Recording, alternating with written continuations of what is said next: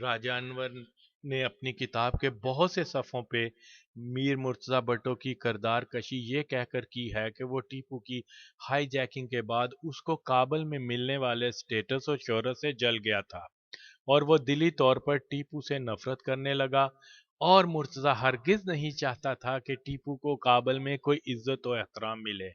इसलिए मुर्तज़ा ने हसद की वजह से टीपू को लीबिया के नासर कैंप भेज दिया, जहां टीपू को वो एहतराम और शोहरत नहीं मिल सकती थी जो काबुल में मिलती थी।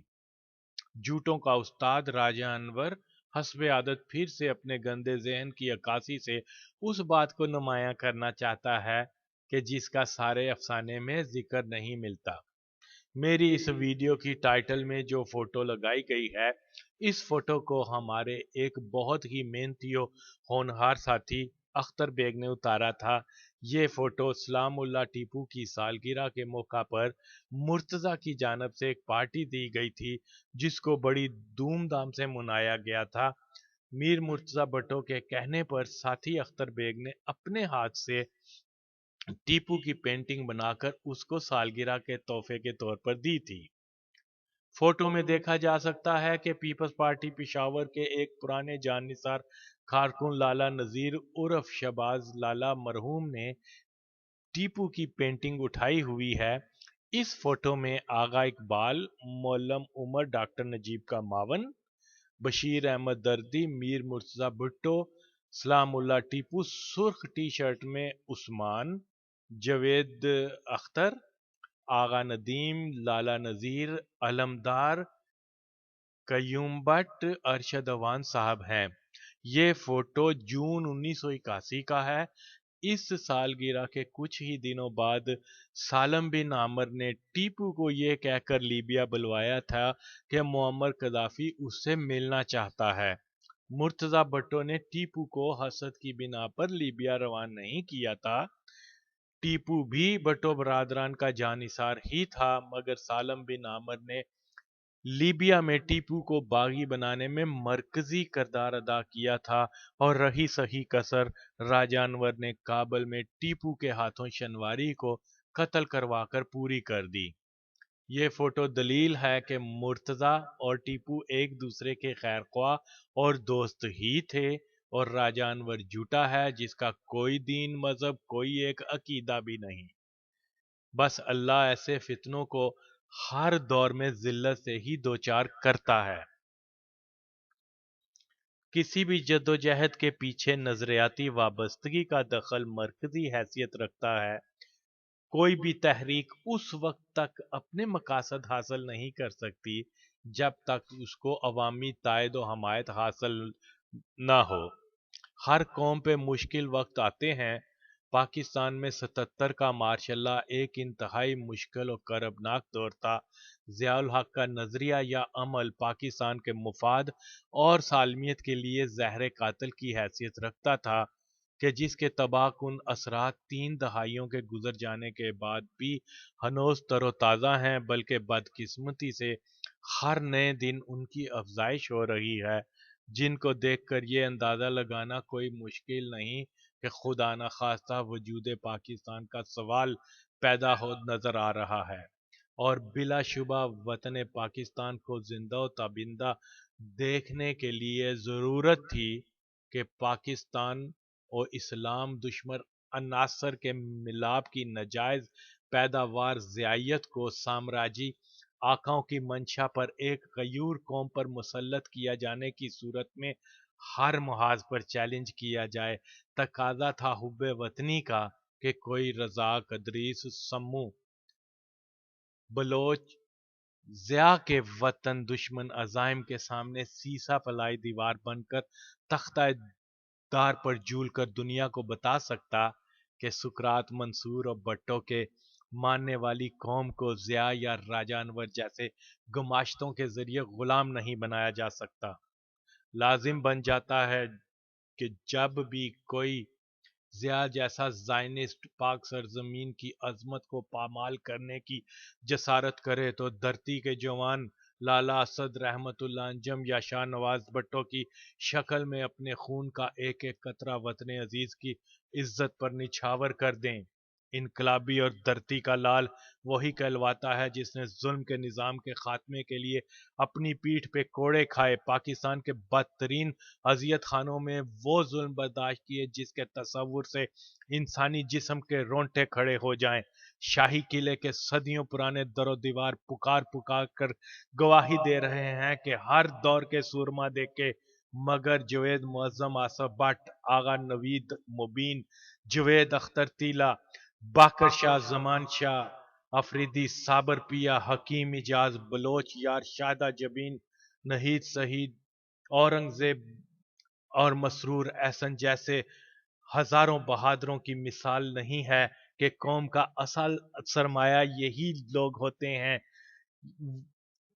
یہی ہیں وہ دھرتی کے بیٹے جو قربانی و انقلاب کے پر اسرار رموز سے آشنا ہوتے ہیں۔ ان کو کسی لقب یا سند کی ضرورت نہیں ہوتی کہ دلوں کے سچے اور ہمتوں کے پکے ہوتے ہیں، اور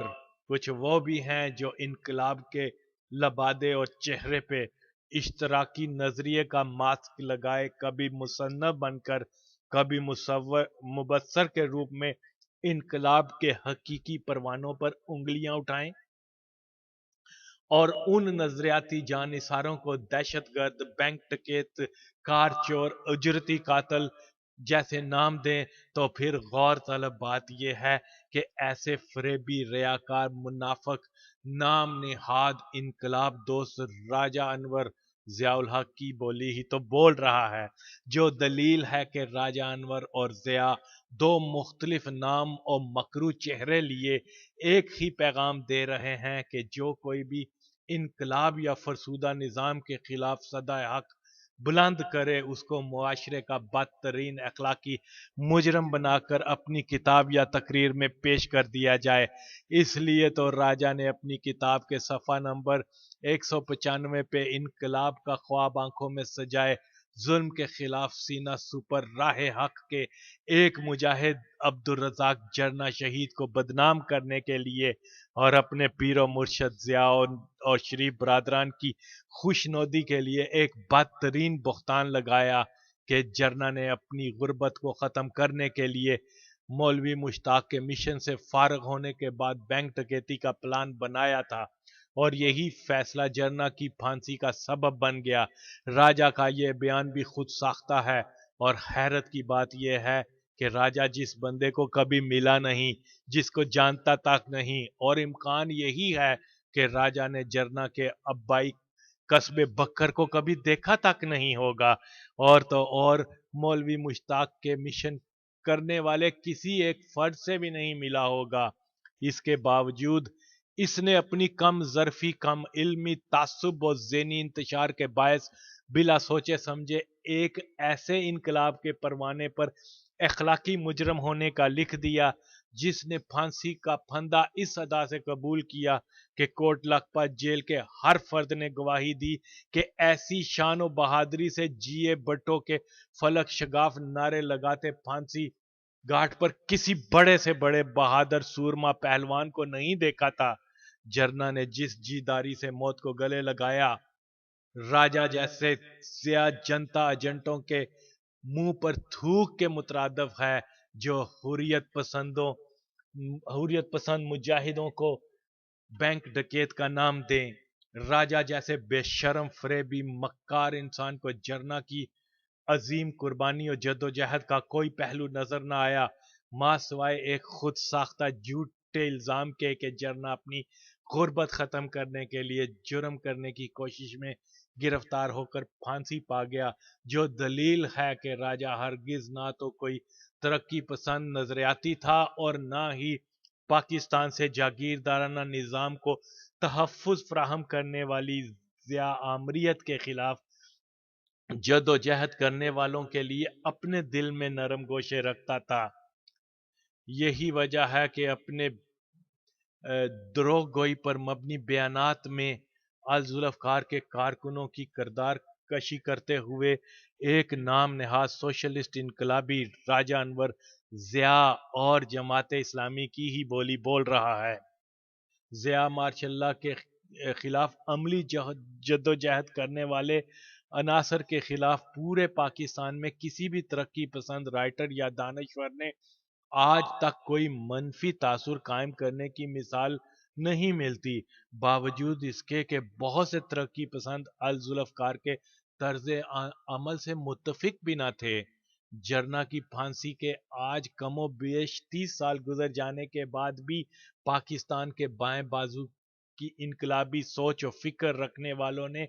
جرنا کو ایک سامراجی گماشتے کے خلاف جدوجہد کرنے کے سبب ایک انقلابی ہیرو کے طور پر دیکھا اور جانا، اس لیے آج بھی اس کی برسی پر جرنا کو شہید کے نام سے یاد کرتے ہیں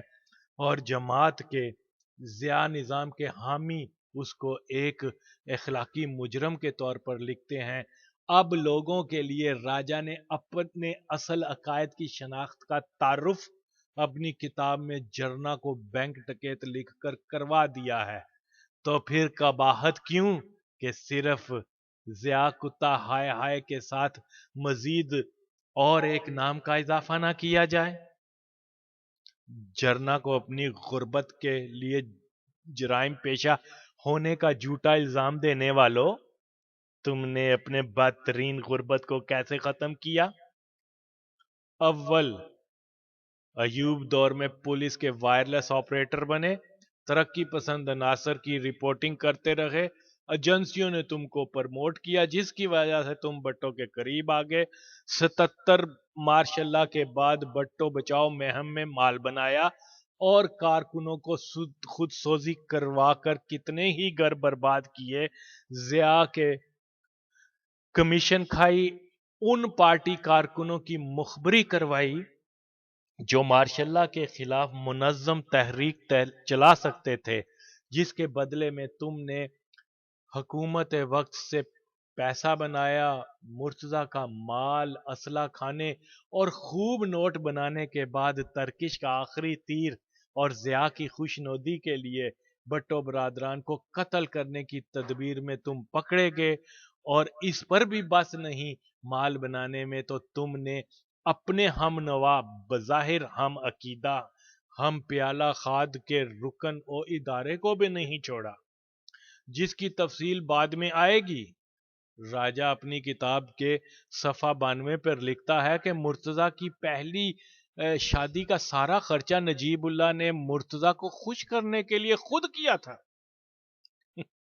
جبکہ اصل قصہ یوں ہے کہ افغان حکومت کا بھٹو برادران سے اصرار تھا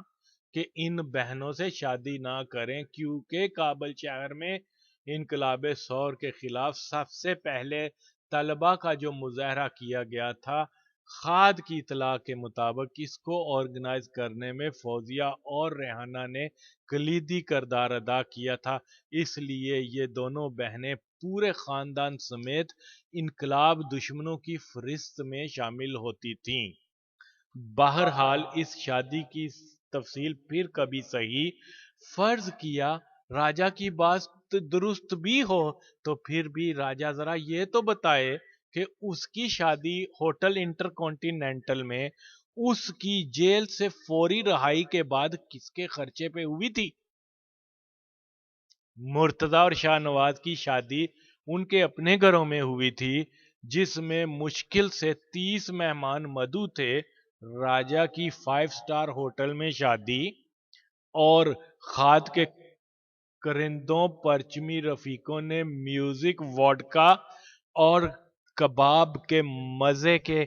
سرور پہ محو رقص ہو کر راجہ کو افغان انقلابیوں نے اپنا داماد بنایا تھا۔ جتنی ووڈکا ایک سوشلسٹ انقلابی کی شادی پہ انڈیلی گئی، اتنے میں تو 2 جاگیردار بھائیوں کی شادی کا خرچہ بھی نہیں ہوا ہوگا۔ راجہ خود پرولتاریہ کے مال پر عیش و عشرت کرے، اور تو اور جس نجیب نے مرتضیٰ کی شدید ترین خواہش کے باوجود راجہ کو پھانسی دینے سے گریز کیا، اس کی جیل رہائی کے فوری بعد ایک خوبصورت قابلی بیوی کا بندوبست کیا، دھوم دھام سے راجہ کی شادی کروائی، اور اس ہی نجیب نے راجہ کو ہزاروں ڈالر دیے اور مشرقی جرمنی روانہ کر دیا۔ راجہ نے اپنے موسن کے بارے میں جو منفی تاثر اپنی کتاب میں دیا ہے، اس سے اندازہ لگایا جا سکتا ہے کہ اپنے دشمن مرتضی کو بدنام کرنے میں کس حد تک جا سکتا ہے۔ تو راجہ کیونکہ ذاتی طور پر ایک انتہائی مادہ پرست، حصول دولت کے لیے مخبری، غداری، مکاری، لوگوں سے چھوٹی بڑی رقمیں ادھار لے کر واپس نہ کرنا جیسے طریقے آزما چکا ہوا ہے، اس لیے یہ بندہ ہر ایک کو اپنے جیسا حریص جانتا ہے کہ جو جرنا یا الذوالافکار کے کارکنوں کو جرائم پیشہ لکھ رہا ہے۔ گو کہ کوئی انقلابی گروہ یا تنظیم اگر اپنے کاز کی ضرورت کے لیے، جیسے ہندوستان کے انقلابیوں نے 1925 میں ٹرین لوٹی تھی، کو اخلاقی جرم کے زمرے میں نہیں دیکھا جاتا، اس طرح سے الذوالافکار کے کارکنوں نے بھی چند ایک کارروائیاں کی تھیں جس سے حاصل شدہ سرمایے سے اسلحہ خریدا گیا تھا۔ اس کے علاوہ چند ساتھی، جن میں انتہائی بہادر اور نظریاتی ساتھی جوید معظم، یعقوب چینا،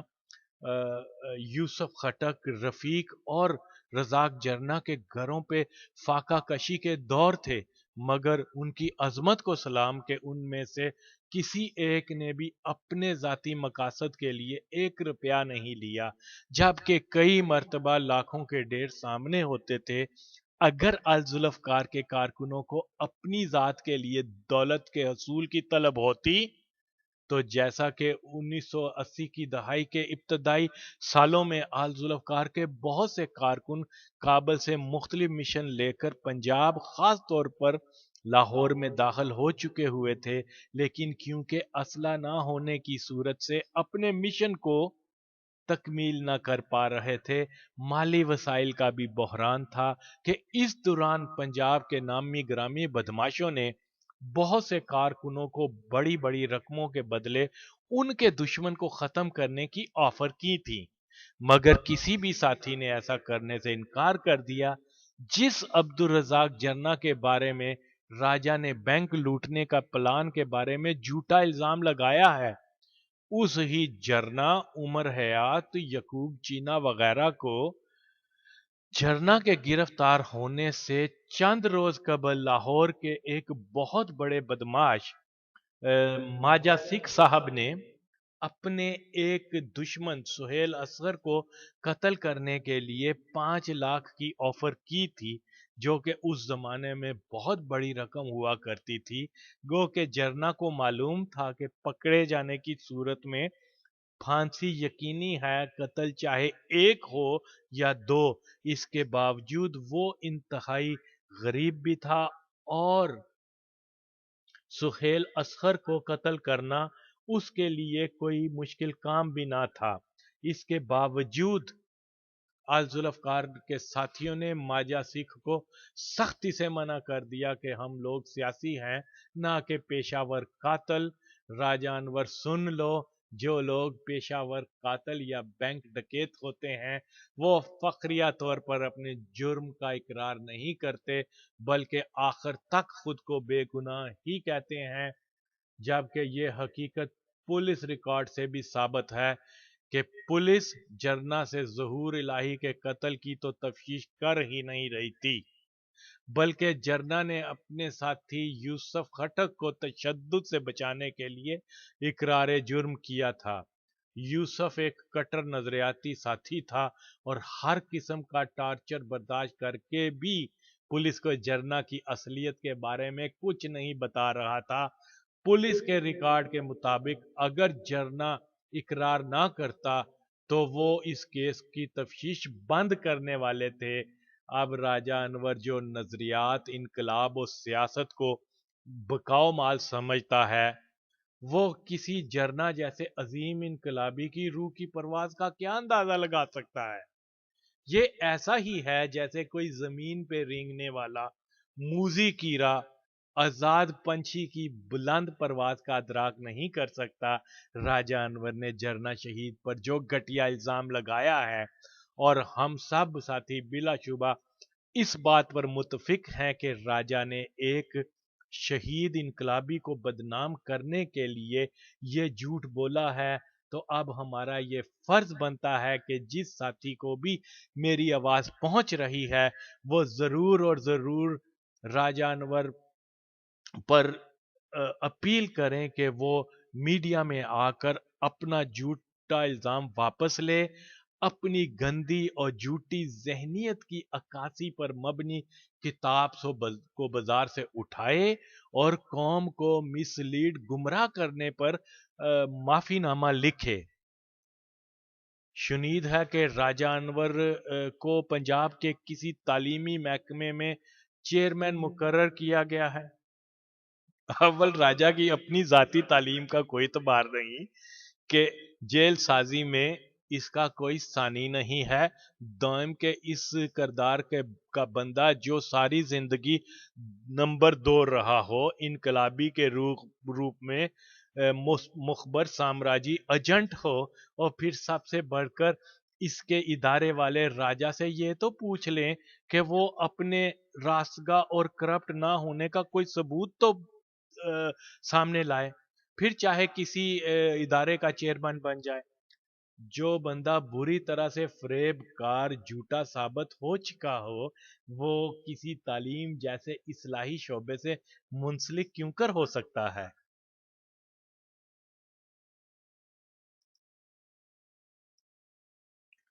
شاہ نواز بھٹو کی کینز میں پراسرار ہلاکت کے اسباب جاننے کے لیے ضروری ہے کہ شاہ نواز کی زندگی کے آخری کچھ ماہ کے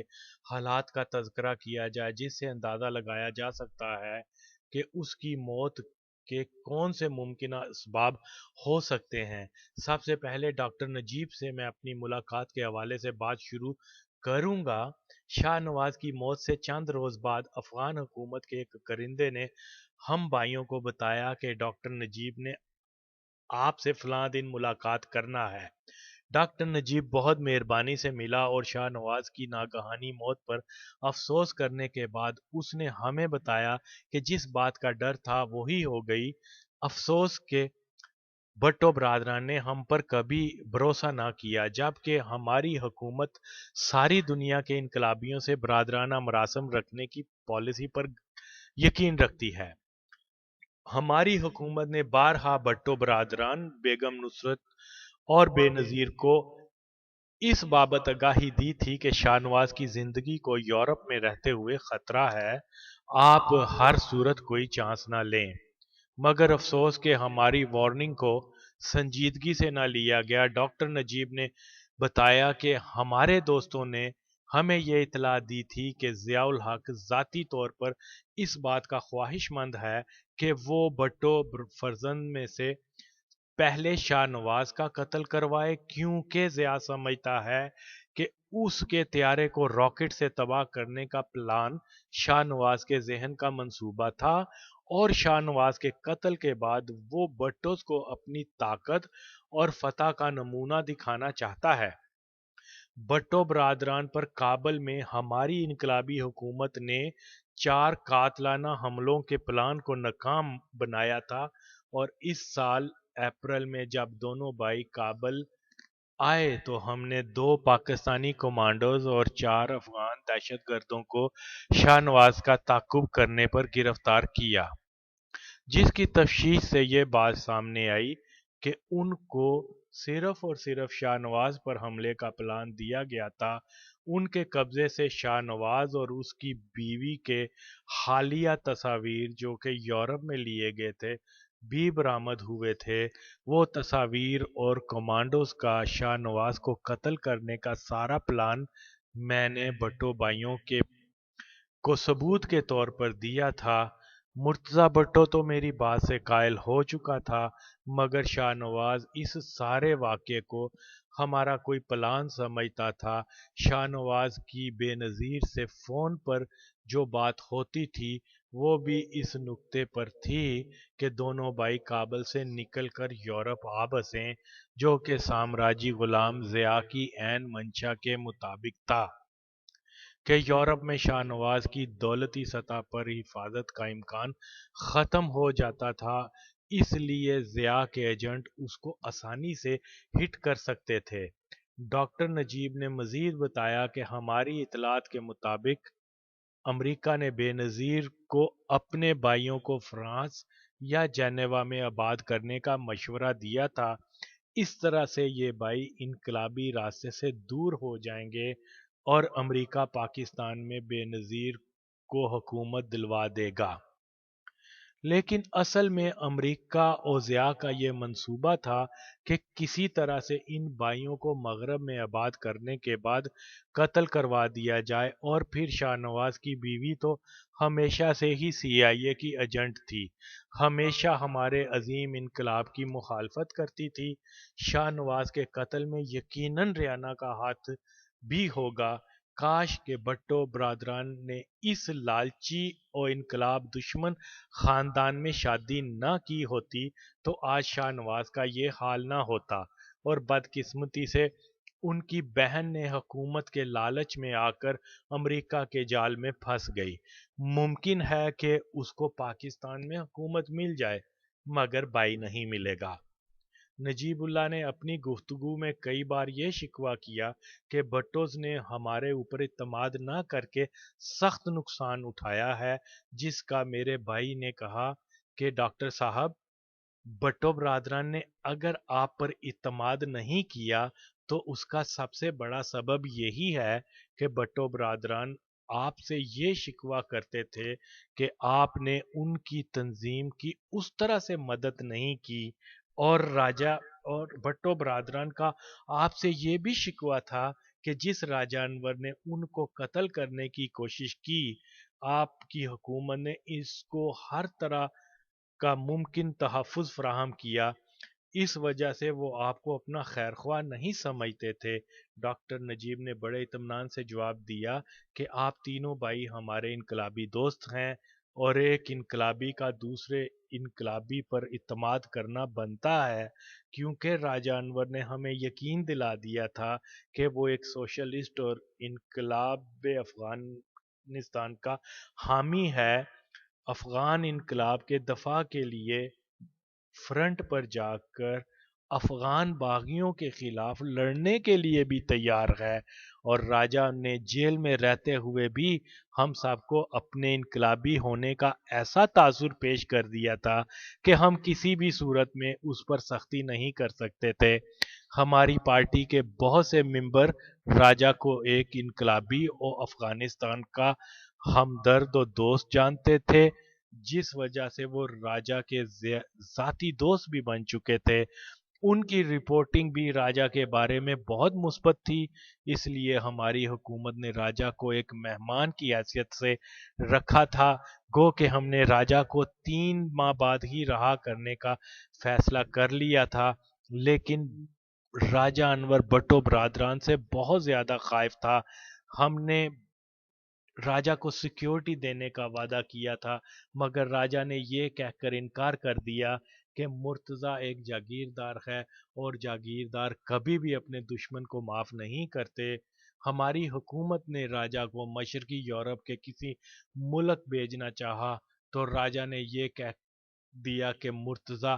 اپنے ایجنٹوں سے مجھے وہاں بھی مروا دے گا۔ راجہ کا خیال تھا کہ اس کو افغان پاسپورٹ پر انڈیا بھیج دیا جائے، جہاں اس کے کافی ذاتی دوست ہیں، لیکن ہماری مجبوری یہ تھی کہ ہم مشرقی یورپ کے علاوہ کسی پاکستانی کو افغان پاسپورٹ جاری نہیں کر سکتے۔ ہم نے جیل میں راجہ کا ہر طرح سے خیال رکھا اور راجہ کو کسی قسم کی کوئی تکلیف نہ ہونے دی۔ ڈاکٹر نجیب نے ہمیں کچھ خطوط دکھاتے ہوئے بتایا کہ یہ راجہ کے خط ہیں، کچھ اردو میں لکھے ہیں اور چند ایک فارسی میں ہیں۔ ان خطوط میں بھٹو برادران کے بارے میں لکھا ہوا تھا کہ راجہ انور کے سامنے بھٹو برادران نے اقرار کیا تھا کہ ہمیں فخر ہے کہ ہمارے والد صاحب نے گلبدین احمد شاہ مسعود جیسے افغان رہنماؤں کو پاکستان میں پناہ دی، اور اگر کابل میں افغان مجاہدین کی حکومت بھی آ گئی تو الذوالفقار کا بیس ختم نہیں ہوگا۔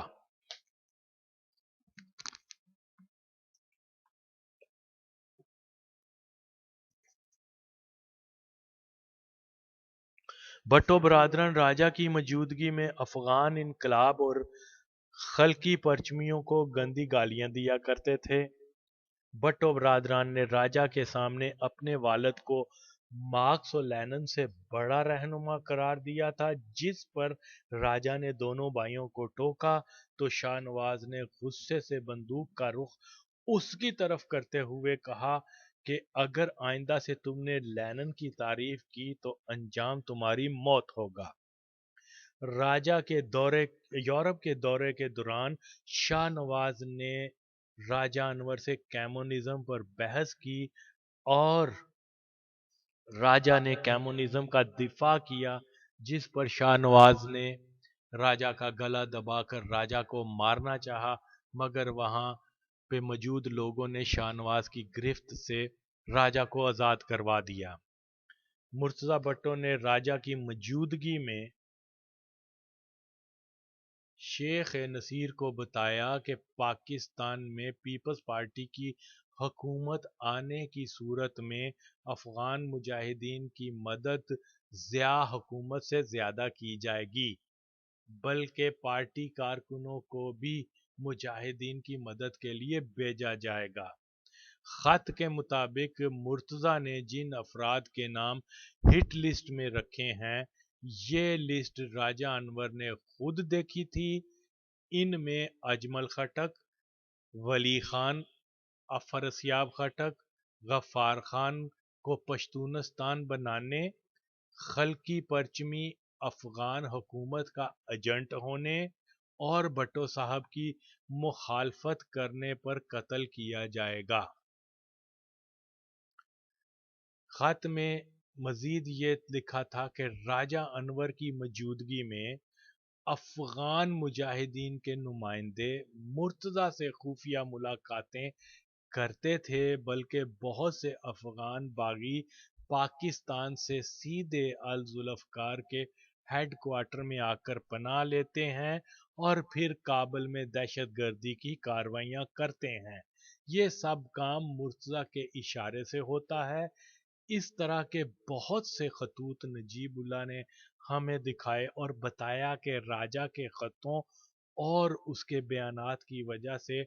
हमारे हुकूमती इदारे में डिवीज़न हो गई थी और कुछ भट्टो बरादरान का रवैया भी ऐसा ना था कि हम कोई अंडरस्टैंडिंग डेवलप कर सकते। फिर जब 82 के वस्त में भट्टो बरादरान यहाँ से लीबिया चले गए तो मैंने राजा को काबुल में शिफ्ट होने का कहा, लेकिन राजा ने बताया कि जेल में इनकलाब की खिदमत के लिए रहना फ़िलहाल ज़रूरी है। किसी को मालूम नहीं होना चाहिए कि मुझे आज़ादी मिल गई है, और यही वजह थी कि हमने देखा कि जो बंदा हमारे इनकलाब का इस कदर हमदर्द है कि जेल में रहकर भी खिदमत कर रहा है, हमें यही तासुर मिला था कि राजा हकीकी इनकलाबी है। डॉक्टर नजीब ने उन खतूत की फ़ोटो कापियाँ बनवा कर हमें दे दी। ये खतूत मई 1990 में मैंने दमिश्क जाकर मीर मुर्तज़ा भट्टो साहब को दे दिए थे। डॉक्टर नजीब ने बताया कि हमारी हुकूमत ने राजा को हर तरह की सहूलत दी, राजा को माली इमदाद देते रहे, उसकी शादी भी करवाई, भट्टो बरादरान की नाराज़गी भी मोल ली, लेकिन राजा अनवर एक इनकलाबी की बजाय फ्रॉड साबित हुआ। डॉक्टर नजीब ने बताया कि राजा को हमारी हुकूमत ने उसकी ख्वाहिश पर मशरकी जर्मनी एक कोर्स के लिए अफगान पासपोर्ट और $32,000 देकर भेजा, मगर राजा ने वहां से फरार होकर मगरबी जर्मनी आ गया और उसने हमारी खिदमत का हमें ये इनाम दिया कि हमारे इनकलाब के खिलाफ मीडिया में आकर प्रोपोगंडा शुरू कर दिया। हम राजा से हरगिज ऐसी तवक्का नहीं रखते थे। हमने उसकी जान बचाई, उसको मुअज़्ज़िज़ मेहमान का दर्जा दिया, मगर ऐसा नमक हराम निकला कि हम सोचते हैं कि काश मुर्तज़ा की बात पर बावर कर लिया होता और खस कम जहां पाक हो जाता।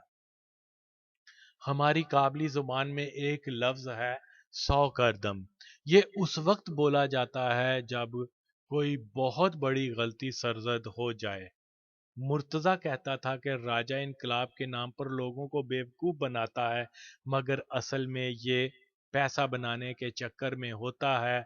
پہلے ہم مرتضی کی بات کا یقین نہیں کرتے تھے، مگر راجہ کے عمل کو دیکھ کر ہمیں معلوم ہو گیا کہ راجہ نے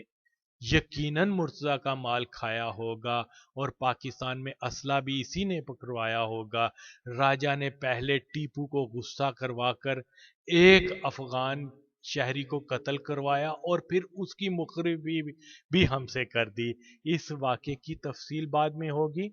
راجہ انور نے صفحہ نمبر 259 پر لکھا ہے کہ میں خود کابل سے نکلنا چاہتا تھا، میرے پاس پاسپورٹ نہیں تھا اور نہ ہی افغانستان چھوڑنے کا اجازت نامہ تھا۔ تو راجہ صاحب، آپ ذرا پہلے یہ تو بتائیں کہ کابل سے مشرقی جرمنی آپ اپنی بیگم صاحبہ کے ساتھ بغیر پاسپورٹ آئے تھے کیا؟ اگر نہیں تو بولو کہ تم نے افغانی پاسپورٹ پر ہی سفر کیا تھا یا نہیں؟ اور پھر تم نے کیسے اپنی کتاب میں لکھ دیا کہ بھٹو برادران کے پاس لیبیا اور شام کے ڈپلومیٹک پاسپورٹ ہوتے تھے اور تمہارے پاس کوئی پاسپورٹ نہیں تھا؟ اب یہ بات تو تم بھی جانتے ہو اور میں بھی جانتا ہوں کہ افغان حکومت سٹوڈنٹ کے علاوہ اپنا پاسپورٹ صرف اپنے مخبروں کو ہی دیا کرتی تھی، اور یاد رکھو تمہاری حیثیت صرف ایک گھٹیا مخبر سے بڑھ کر کچھ نہیں ہے۔ تم جیسے وطن فروشوں کا انجام تاریخ میں بہت برا ہوتا ہے، اور اب ظاہر ہے کہ تم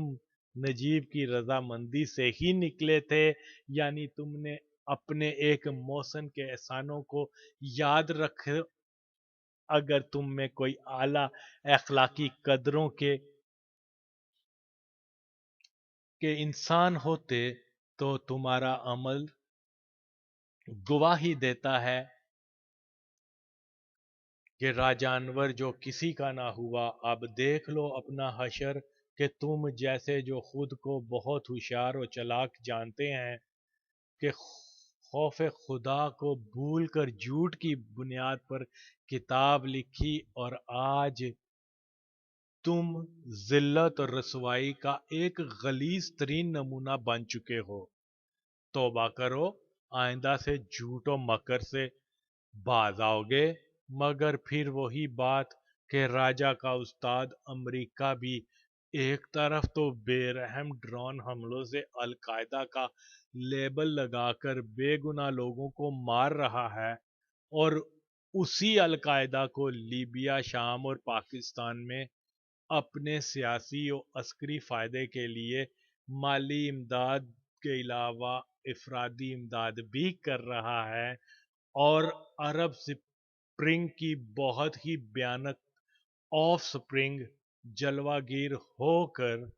تباہی اور بربادی کی وہ رقم تاریخ کرنے والی ہے جس کی بربریت کی مثال ہلاکو اور چنگیز خان سے بھی نہیں ملتی ہوگی۔ تو بات ہو رہی تھی شاہ نواز کی ہلاکت سے قبل کے حالات کی، اور اس میں ایک حیران کن بات یہ بھی ہے کہ میر مرتضی بھٹو اور فوزیہ ایک دوسرے کو پسند تو کرتے تھے اور شادی کا پروگرام تھا، لیکن اچانک شاہ نواز بھی بیروت سے کابل آ پہنچا، گو کہ شاہ نواز کا شادی کا کوئی ارادہ نہیں تھا، اور خاص طور پر کسی افغان لڑکی اس کے ذہن میں بھی خیال نہیں تھا۔ پھر یکا یک شاہ نواز نے ریحانہ سے شادی کیوں کر رچا لی، اس بارے میں ڈاکٹر نجیب کی معلومات بڑی دلچسپ و عجیب ہیں، کیونکہ وہ کافی عرصہ افغان انٹیلیجنس کا سربراہ رہ چکا تھا، اور افغانستان میں مخبری کا ذریعہ عام ٹیکسی والے، دکاندار اور گلی محلے کے عام لوگ ہی ہوتے ہیں۔ نجیب کے مطابق کابل میں 2 یہودی بھائی رہتے تھے جن کے بارے میں یہ بات مشہور تھی کہ یہ لوگ کالے علم کا کام جانتے ہیں۔ بہت سے قابلی اور خاص طور پر خواتین ان 2 یہودی جادوگروں کے پاس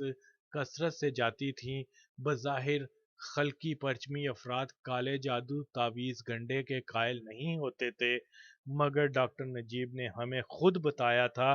کہ کابل میں جو کوئی بھی ان یہودی جادوگروں سے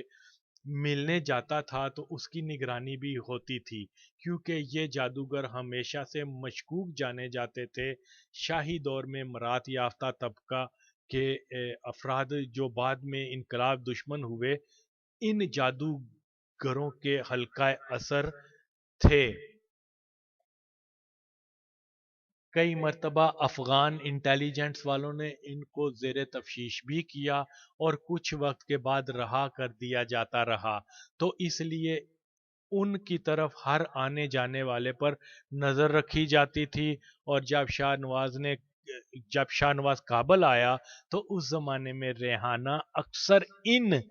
یہودی جادوگروں کے پاس جاتی تھی۔ اس لیے جب خاد نے ان جادوگروں سے ریحانہ کے آنے کا مقصد پوچھا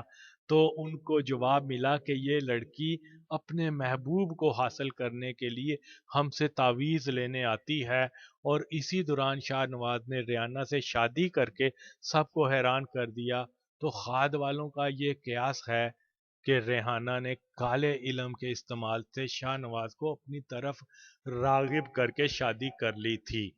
نجیب اللہ نے بتایا کہ شروع میں ریحانہ مرتضیٰ کے کزن طارق کو شاہ نواز سمجھتی رہی، لیکن بعد میں اس کو معلوم ہوا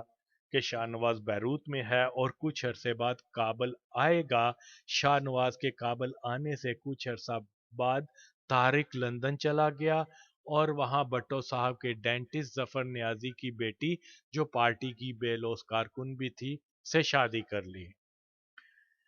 نجیب اللہ کے مطابق فوزیہ اور ریحانہ کابل کے اس مغرب زدہ گھرانے سے تھیں جو افغان سوشلسٹ انقلاب کا سخت مخالف تھا، اس لیے اس پرچمی خلقی مغرب زدہ انٹیلیجنسیا کو افغان انقلاب دشمن ہی تصور کیا کرتے تھے۔ افغان انٹیلیجنس کے مطابق ان دونوں بہنوں نے چند ایک مرتبہ انقلاب مخالف مظاہروں میں مرکزی کردار ادا کیا تھا۔ اس وجہ سے بھی افغان حکومت والے نہیں چاہتے تھے کہ یہ شادیاں ہوں۔ نجیب کے خیال میں یہ فیملی موضوع نہیں تھی۔ اس پر یہ کہ بھٹو برادران نے حکومتی اداروں کے روکنے کے باوجود افغانی لڑکیوں سے شادی کی۔ عام طور پر افغان معاشرے میں غیر ملکیوں سے شادی کو اچھا نہیں سمجھا جاتا، اور خاص طور پر اگر ان کی لڑکی کسی پاکستانی سے شادی کرے تو یہ ایک ناقابل جرم معافی ہو جاتا ہے۔ یہاں تک کہ اس وقت کے وزیر اعظم سلطان علی کشمند کی بیٹی نے کسی روسی باشندے سے شادی کی تو کچھ ہی عرصے بعد ببرک کارمل کی بیٹی نے ماسکو میں مقیم ایک پاکستانی پشتون سے پسند کی شادی کی تھی۔ اس شادی میں لڑکے کی طرف سے اجمل خٹک صاحب ضامن اور بڑے بنے تھے۔ خٹک صاحب کو افغانستان کے قوم پرست پختون ایک استاد، عظیم بزرگ، رہنما و قابل احترام ہستی کے طور پر دیکھتے تھے، لیکن اس کے باوجود کارمل پر اپنی بیٹی ایک پاکستانی کو دینے کی وجہ سے شدید تنقید کا نشانہ بنایا گیا اور کشمند کی بیٹی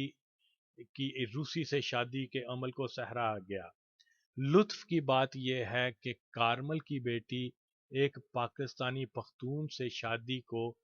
ان قوم پرستوں نے سب سے زیادہ ناپسند کیا جو اپنی تحریر اور تقریر میں پاکستان کے پختونوں کو اپنا بھائی اور ہم قوم کہتے نہیں تھکتے۔ کارمل جو کہ خود کو پختون کہلوانے کے شوق میں ہمیشہ بےتاب رہتا تھا، اپنی بیٹی ایک پختون کو دینے کے بعد بھی خلقیوں پرچمیوں کے دل نہ جیت سکا، تو بھٹو برادران سندھی ہو کر کیسے یہ کارنامہ انجام دے سکتے تھے؟ اس طرح کے بے شمار محرکات تھے جن کے پیش نظر بھٹو برادران اور افغان حکومت کی آپس میں بن نہ سکی، جس کا نتیجہ یہ نکلا کہ بھٹو برادران لیبیا کے سالم بن عامر کے کہنے میں آ کر الذوالفقار کو کابل سے نکال لے آئے۔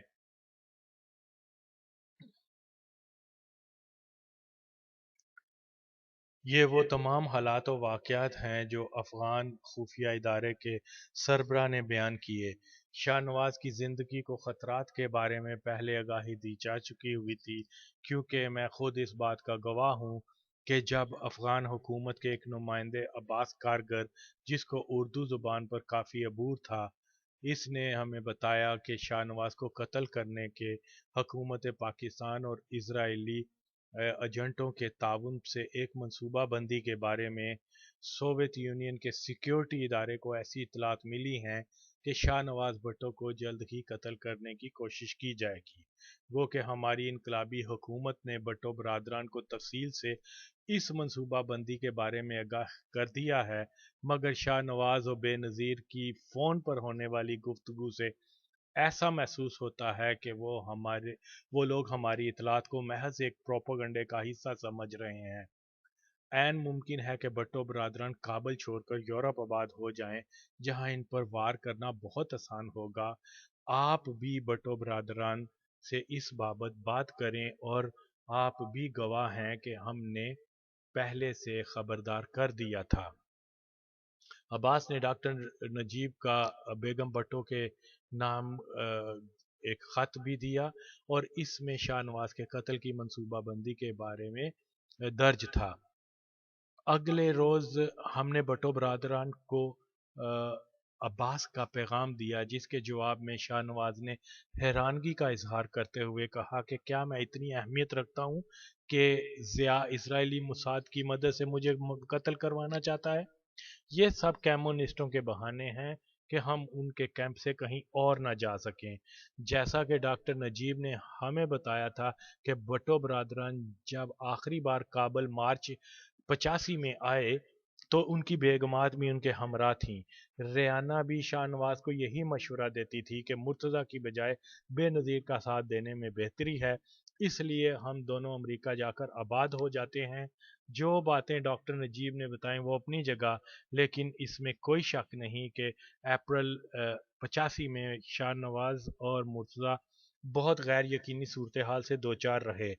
مئی یا جون 85 تک شاہ نواز دمشق میں رہا۔ یہاں ڈاکٹر ایاد علوی، جو صدام کے بعد عراق کا صدر بنا تھا، اور کارلوس، جو کہ بھٹو برادران کے ہمسائے اور دوست بھی تھے، نے دونوں بھائیوں کو ممکنہ قاتلانہ حملے کے بارے میں خبردار کیا۔ مزہ دمشق کے علاقے میں ان سب کے فلیٹ تھے، اور یہاں سے پاکستانی سفارت خانہ بمشکل 500 میٹر کے فاصلے پہ الفربی سٹریٹ میں واقع تھا، اور شامی حکومت نے کم از کم 2 بار بھٹو برادران کو قتل کرنے کی کوشش ناکام بنا دی تھی۔ ادھر ریحانہ نے کابل سے دمشق پہنچتے ہی شاہ نواز پر امریکہ جانے کا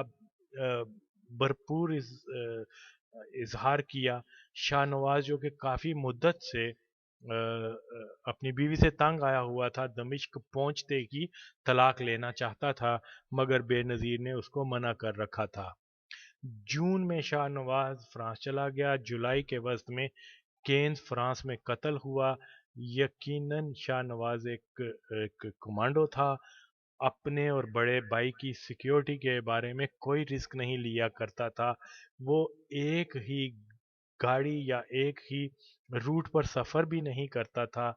بیس بدلنے کا ماہر تھا، ارد گرد کے حالات کا بہت اچھا مشاہدہ رکھتا تھا۔ میں سمجھتا ہوں جن حالات میں وہ کابل، دمشق یا بیروت میں رہتا تھا، کسی بڑے سے بڑے اجرتی قاتل کے لیے بہت مشکل تھا کہ اس کو ٹریس کر کے قتل کر سکتا۔ میں یہی سمجھتا ہوں کہ شاہ نواز کو فرانس میں اس کی سیکیورٹی کی کوئی بہت بڑی یقین دانی کروائی گئی ہوگی، جس وجہ سے وہ اپنی سیکیورٹی کی فکر سے آزاد ہو گیا۔ یہی وجہ ہے کہ اس کے قاتلوں نے بہت آسانی سے گھر میں گھس کر اس کو قتل کر دیا۔ جس کسی نے بھی شاہ نواز کو فرانس میں آ کر آباد ہونے کا مشورہ دیا تھا، وہ مشورہ یقیناً زمینی حقائق کے منافی ثابت ہوا۔ شاہ نواز کی زندگی کے آخری چند ماہ کے بارے میں اس کو جن حالات سے دوچار ہونا پڑا، اس کی کچھ تفصیل بتا دی ہے۔ اب سننے والے پہ منحصر ہے کہ وہ شاہ نواز की जिन हालात में मौत वाक़या हुई, इन पर अपनी कोई राय बना सके। जहाँ तक मेरी ज़ाती राय है तो मैं ये समझता हूँ कि बेनज़ीर का ख़्याल था कि अपने भाइयों को सोशलिस्ट ममालिक के दायरे से निकाल कर मगरब में आबाद करके अपने एंटी कम्युनिस्ट होने का एक अमली मुजाहरा करे, जिससे अमेरिका का मज़ीद इत्मीनान हासिल हो जाएगा। और भुट्टो बरदरान अगर मगरब में आबाद हो गए तो अल जुल्फ़िकार खुद ब खुद ख़त्म हो जाएगी। लेकिन बेनज़ीर ये नहीं जानती थी कि अमेरिका और सहूनी मफादात के रखवाले ज़िया पर उसको फोकियत नहीं दे सकते। बेनज़ीर को इस चीज़ का एहसास तक ना हो सका कि वो अपने भाइयों को मगरब में आबाद करके ज़िया के ही लगाए जाल में फंस चुकी है, कि उस ज़माने में सर्द जंग अपने अरूज पे थी। अफ़गान जंग के ज़माने में ज़िया-उल हक जैसा आज़मूदा साम्राज्य गुमाश्ता अमेरिका की ज़रूरत बन चुका हुआ था, और ऐसा मुमकिन ही नहीं था कि साम्राज्य बेनज़ीर को ज़िया पर तरजीह दे, इस खित्ते में अपने मफादात पर कोई आँच आने देता। बेनज़ीर अमरीकियों को साम्राज्य की बजाय ऑक्सफोर्ड के आला तालीम याफ्ता इंसानी कदरों के पासदार जमहूरियत और असूल पसंद जानती रही, और वो इस भूल में थी कि अमेरिका मेरी बेहतर इंग्लिश और शख्सियत और जदीद रोशन ख्याल आज़ादी नस्वां की हमायती कम्युनिस्ट मुखालफ नज़रियात को मद्देनज़र रख कर उनकी हमायत करेगा और पाकिस्तान में ज़िया का जानशी बना देगा। ये एक तसव्वुराती अंदाज़े फ़िक्र था, जिसका हकीकत से दूर का भी ताल्लुक नहीं था, कि हर ज़ी शऊर ये जानता है कि साम्राज्यी निज़ाम में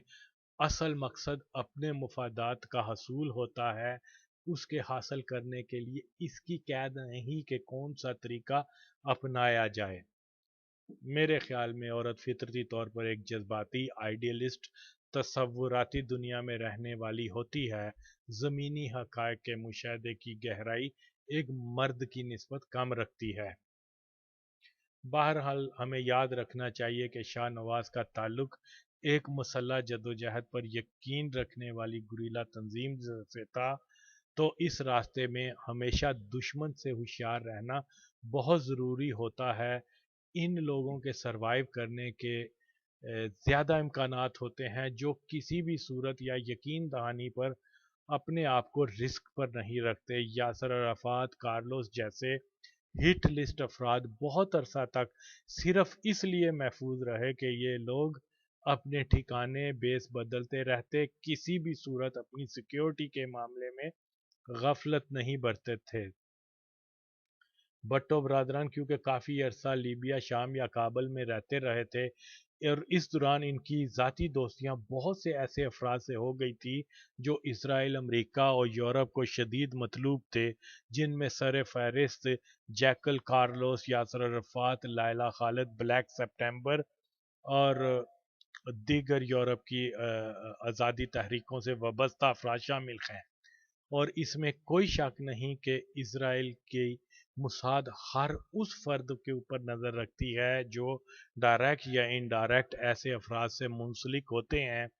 भट्टो बरदरान के कुछ अफराद को शायद इस बात का अदराक न था कि वो एक ऐसी जंग का हिस्सा बन चुके हैं जो किसी वक्त भी उनके लिए जानलेवा साबित हो सकता है। यकीनन अल जुल्फ़िकार की तंजीम से अमेरिका या यूरोप को कोई बराह रास्त ख़तरा तो हरगिज़ नहीं था, मगर उसके राब्ते जिन अनासर से बन चुके थे, उसको ना तो इसराइल और ना ही मगरबी दुनिया आसानी से नज़रअंदाज कर सकती थी। अब जैसा कि फ़्रांस और दीगर यूरोपीय ममालिक कम अज़ कम गुज़श्ता 16 सालों से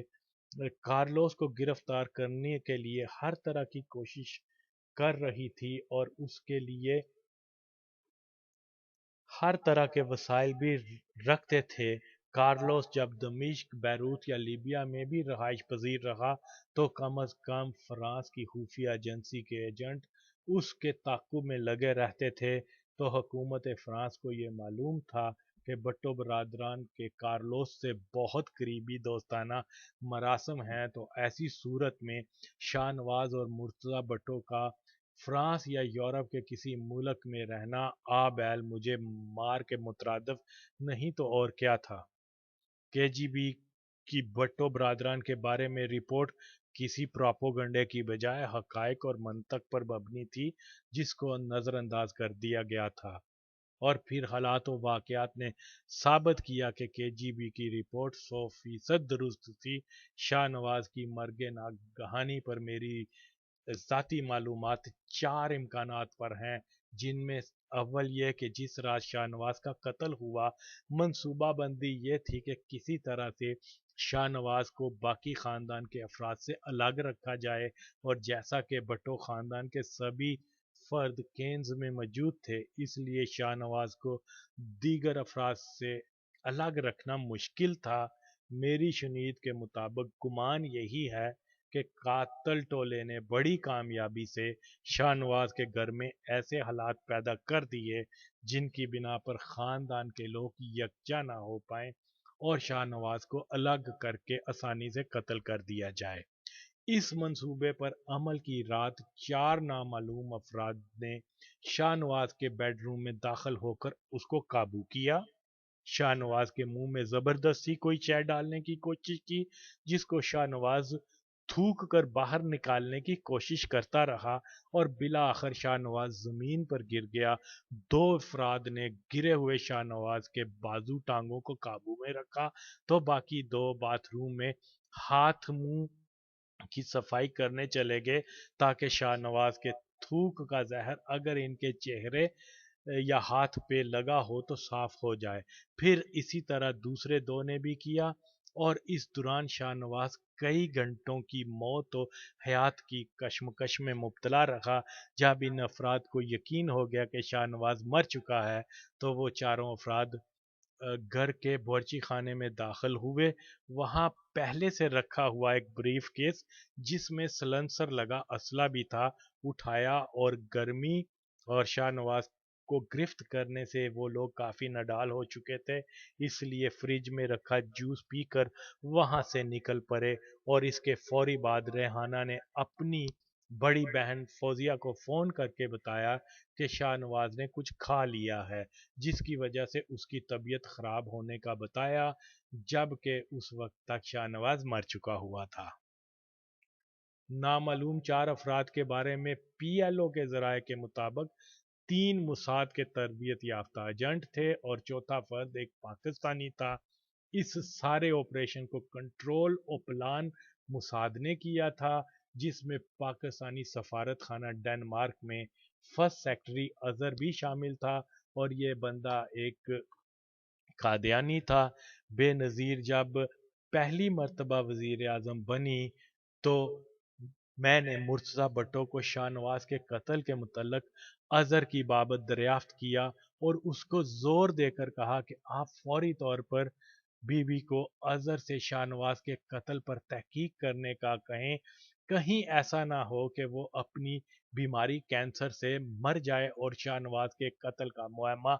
हल ना हो सके। मुर्तज़ा ने भी तस्दीक की कि यासर अरफात ने भी पाकिस्तान के किसी सफारतकार और मोसाद के एजेंटों की केन्स में कत्ल की रात मौजूदगी का और उनकी मुमकिना इन्वॉल्वमेंट का कहा था। और मैंने कई मरतबा बेनज़ीर को अज़हर के मुतल्लिक़ पैगाम दिया है, मगर मुझे अभी तक कोई सॉलिड रिस्पॉन्स नहीं मिला।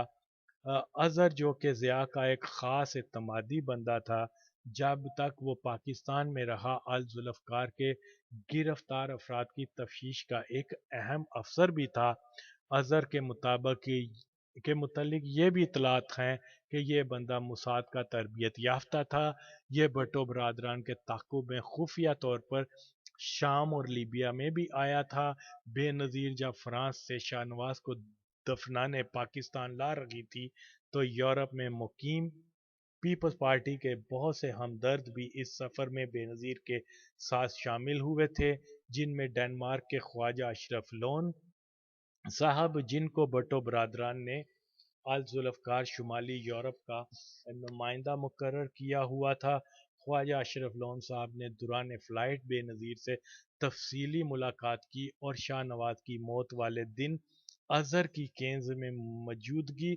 और मशकूक हरकत के मुतल्लक आगाह किया। मुमकिना तौर पर अजहर को शाहनवाज के कत्ल में मुलव्वस होने का अंदिया दिया। बेहतर यह होता कि बेनज़ीर अपनी पहली हुकूमत के दौरान अजहर से अपने छोटे भाई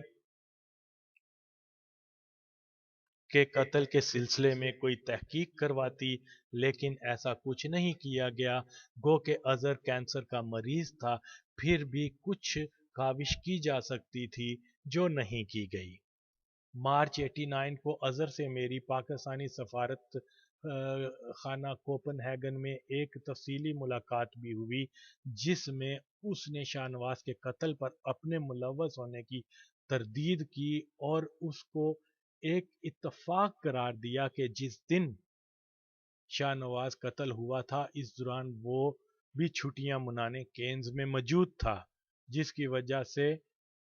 मेरे हासदों ने ये अफवाह फैला दी कि अजहर भी इस कत्ल में शामिल है, जिस पर मैंने उससे सवाल किया कि क्या ये भी इत्तफाक है कि अल जुल्फ़कार के गिरफ्तार अफराद पर शदीद तरीन टॉर्चर आपके कहने पर ही होता था। पीएल वालों को आपसे क्या हसद हो सकता है कि आपको मुसाद के राब्ते और केन्स में नुसरत भट्टो के घर के आसपास देखें। आपके बारे में ये भी इतला थी कि आप मुख्तलिफ नामों के पासपोर्ट पे लीबिया और शाम भट्टो बरादरान के ताकुब में आते रहे हैं। मेरी बातें सुनकर वो हैरान होगा और कहने लगा, आगा साहब, मैं जानता हूँ आपने फ़लस्तीनियों में बड़ा वक्त गुजारा है और आपके बहुत से अरब दोस्त भी हैं। आपके दोस्तों की तमाम मालूमात दुरुस्त भी नहीं है और ये महज इत्तफाकात ही हैं कि हुकूमत पाकिस्तान ने मेरी ड्यूटी उन मुकामात पर लगा दी जहां भट्टो बरादरान की आमद रही, और हम तो हर हुकूमत के नौकर होते हैं। आज अगर पीपी की हुकूमत की तरफ से ऑर्डर आए कि ज़िया के बेटों की निगरानी शुरू कर दो, तो हमने तो सिर्फ अपना फ़र्ज़ पूरा करना होता है। ये हमारी पेशावर मजबूरी होती है। अजहर शाहनवाज के कत्ल के बहुत से राज लेकर 1992 या 93 में इस्लामाबाद में मर गया, और यूं शाहनवाज का कत्ल आज तक एक पुरस्रार कहानी बनकर रह गया।